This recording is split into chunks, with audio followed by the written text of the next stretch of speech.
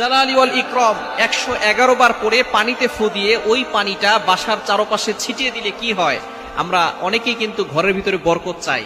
এই বরকত যদি আপনি পেতে চান, অভাব দূর করতে চান, খুবই গুরুত্বপূর্ণ একটি আল্লাহ তাআলার গুণবাচক নাম হচ্ছে ইয়া জাল জালালি ওয়াল ইকরাম।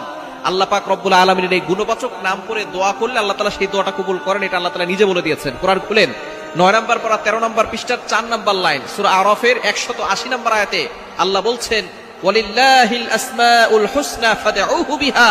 আল্লাহ পাক রব্বুল আলামিন জানিয়ে দিয়েছেন আল্লাহ তাআলার এই গুণবাচক নাম করে যদি কোনো ব্যক্তি দোয়া করে আল্লাহ তাআলা সেই দোয়াটা কবুল করে নেন, অ্যাকসেপ্ট করে নেন। সুতরাং ইয়া জাল জালালি ওয়াল ইকরাম আল্লাহ তাআলার গুণবাচক নাম, এই নাম পড়ে আপনি 111 বার পরে যদি পানিতে ফু দেন, ওই পানিটা একটা বরকতময় পানি হয়।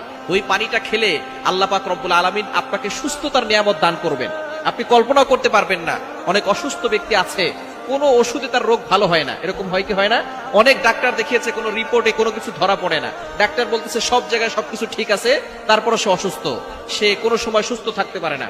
আপনি আল্লাহ তাআলার এই গুণবাচক নামটা পড়বেন, সাথে সাথে সূরা ফাতিহাটাও পড়বেন। সূরা ফাতিহার ভিতরে শিফা আছে, আয়াতুশ শিফা বলা হয় সূরা ফাতিহাকে। সূরা ফাতিহা হচ্ছে উম্মুল কোরআন, কোরআনের মা। সুতরাং আল্লাহ তাআলার এই গুণবাচক নাম খুবই ফজিলতপূর্ণ একটি নাম। আল্লাহ তাআলা এই নামের বদৌলতে আপনাকে বিপদ থেকে হেফাজত করবেন, আল্লাহ তাআলা আপনাকে সুস্থ করে দিবেন, ঘরের ভিতরে রোগ ব্যাধি আল্লাহ পাক রব্বুল আলামিন দূর করে দিবেন। সুতরাং এটা পানিতে পড়ে ওই পানিটা যদি আপনি খেতে পারেন, আল্লাহ পাক রব্বুল আলামিন আপনাকে শিফা দান করবেন। আপনি মনে মনে চিন্তা করবেন আল্লাহ তাআলার গুণবাচক নামের বদৌলতে আল্লাহ তাআলা আমাকে শিফা দান করবেন। এজন্য আপনি এটা 111 বার পড়বেন। 111 বার পরে পানিতে ফু দিয়ে পানিটা যদি আপনার ঘরের চারপাশে ছিটিয়ে দেন, তাহলে 1 নাম্বার হচ্ছে আপনার ঘরের সকল অসুস্থতা দূর হয়ে যাবে। রোগ ব্যাধি আল্লাহ পাক রব্বুল আলামিন এই নামের উসিলায় সবকিছু দূর করে দিবেন, এবং আল্লাহ পাক রব্বুল আলামিন ওই ঘরের ভিতর থেকে অভাব দূর করে দিবেন, এবং আল্লাহ পাক রব্বুল আলামিন ওই ঘরের ভিতরে বরকত দান করবেন।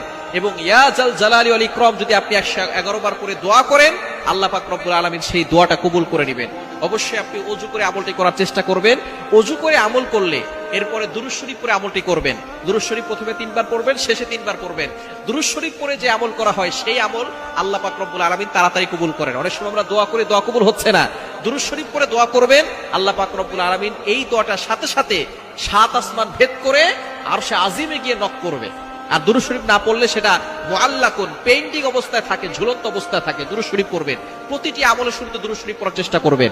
আপনি ওযু করে আমলটি করবেন, 3 বার দুরূদ শরীফ পড়বেন, এরপরে ইয়া জাল জালালি ওয়াল ইকরাম 111 বার পড়ে আবারও 3 বার দুরূদ শরীফ পড়ে পানিতে ফু দিবেন।